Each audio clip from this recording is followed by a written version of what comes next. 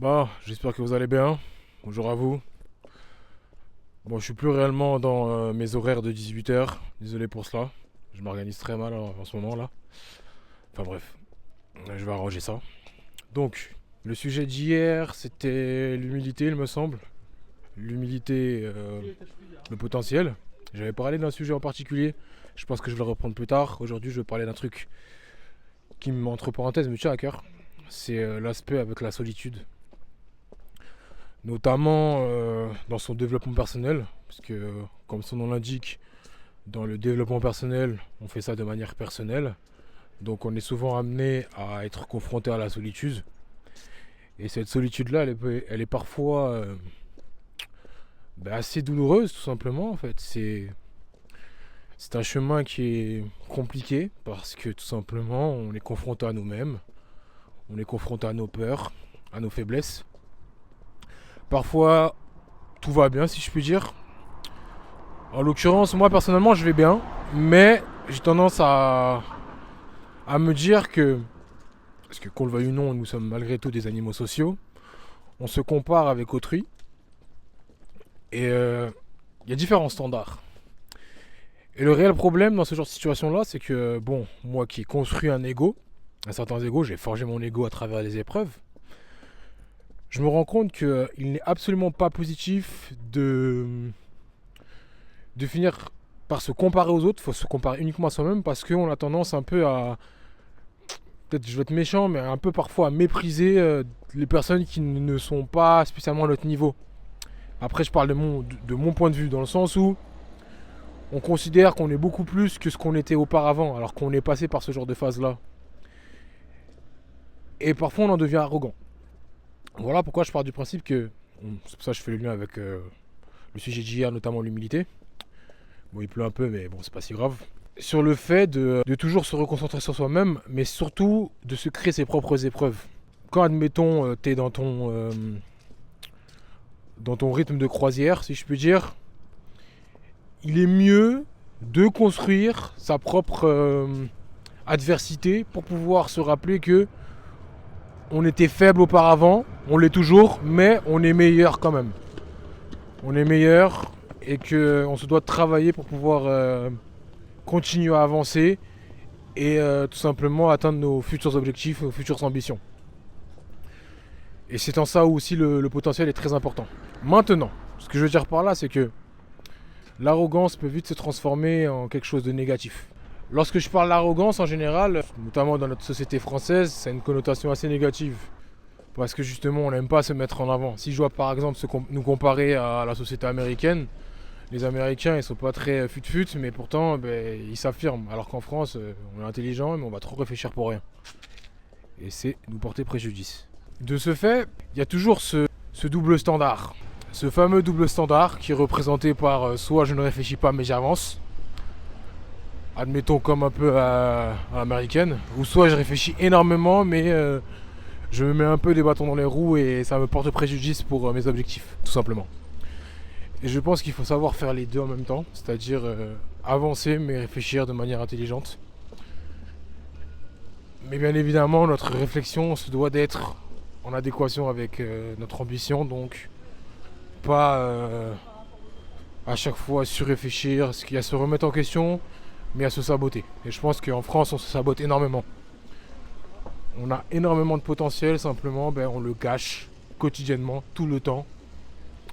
Souvent pour des futilités, ou pour plaire à autrui, tout simplement, on va pas se mentir. Et ça, c'est problématique. Mais de ce fait, lorsqu'on a tendance à parfois voir des personnes qui sont à un niveau inférieur au nôtre, alors qu'on est passé par ce niveau-là, on aura tendance potentiellement à les toiser, à les juger. C'est très français d'ailleurs, hein. On est arrogant, c'est malheureux, mais on est comme ça. Et je pense que le plus important, c'est de se concentrer uniquement sur notre manière de faire les choses. Donc, comme j'ai pu dire, de se créer ses propres épreuves intérieures. D'où la discipline. D'où se créer un quotidien particulier avec des habitudes strictes, en adéquation avec notre ambition tout simplement. Et sur le long terme, cela fera la différence parce que c'est comme une remise en question. Tout comme la vidéo d'hier, c'était sur l'humilité, le fait de travailler tout le temps sur un seul et même sujet, un seul et même domaine, c'est une forme de remise en question, le fait de travailler en fait. Le travail, c'est une remise en question. Parce qu'à chaque fois, on est obligé de recommencer la même et unique tâche. Encore une fois. Encore et encore et encore une fois, tout simplement. C'est comme manger, tout simplement. C'est comme nos habitudes quotidiennes. Comme j'aime bien dire, si vous arrêtez de vous brosser les dents, ben ça va vite se voir sur le long terme. Si vous arrêtez de vous doucher, ça va vite se voir également sur le long terme. Ben là, c'est la même chose. Les répétitions des habitudes permettent de créer tout simplement une forme de discipline. Et en plus de cela, ben cela permet de certifier ce que vous faites tous les jours pour atteindre vos objectifs.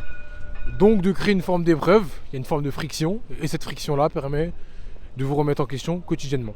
Et ça, c'est important. Et pour en revenir à la solitude, ben c'est sûrement un réflexe pour se protéger, si je peux dire. Ce passage qui est parfois compliqué, dur et ben on est seul tout simplement, ben on a tendance à vouloir se rassurer dans notre supériorité, si je puis dire. Sauf qu'à faire ça, on sera encore plus seul parce que justement, bon, outre le fait qu'on n'a pas forcément quelqu'un qui est en adéquation avec nos standards, peut-être que ça aurait été différent si on avait des personnes qui étaient du même standard que nous. Maintenant, ce n'est pas une raison pour, entre parenthèses, penser comme ça, parce que, déjà d'une, c'est rester dans sa zone de confort. À un moment donné, on a tendance à pointer du doigt les personnes qui n'ont pas, entre parenthèses, envie de s'extérioriser au monde. Parce que s'il y a une partie des personnes qui ne peuvent pas rester seules, parce que sinon, tout simplement, ils vont se sentir mal, il y en a une autre qui va se complaire dans la solitude. Et ça c'est négatif. Parce que sur le long terme, bah, comme j'ai pu dire, nous sommes des animaux sociaux, ça va nous empêcher d'avancer. Et ça va tout simplement nous empêcher de connecter avec les autres êtres humains. Après, comme j'ai pu dire, chacun ses valeurs, chacun décide de ce qu'il a envie de faire. Je ne sais pas, je ne pense pas que ça soit forcément quelque chose de sain. Mais c'est à noter. Faites en sorte de toujours observer cette solitude, observer votre relation vis-à-vis de vous-même, de ne pas vous perdre lorsque vous êtes avec autrui, mais malgré tout, lorsque vous êtes tout seul, de toujours créer cette épreuve individuelle pour pouvoir avancer et rester dans cette forme d'humilité, si je puis dire. Comme j'ai pu dire, l'humilité, c'est uniquement avec vous-même. L'humilité vis-à-vis des autres, on s'en fout. On s'en fiche complètement. Et voilà, tout simplement, c'était ma petite pensée de la journée. N'oubliez pas la discipline, on continue. Et n'oubliez pas de créer des habitudes pour pouvoir affirmer votre volonté de grandir, tout simplement. Merci à vous.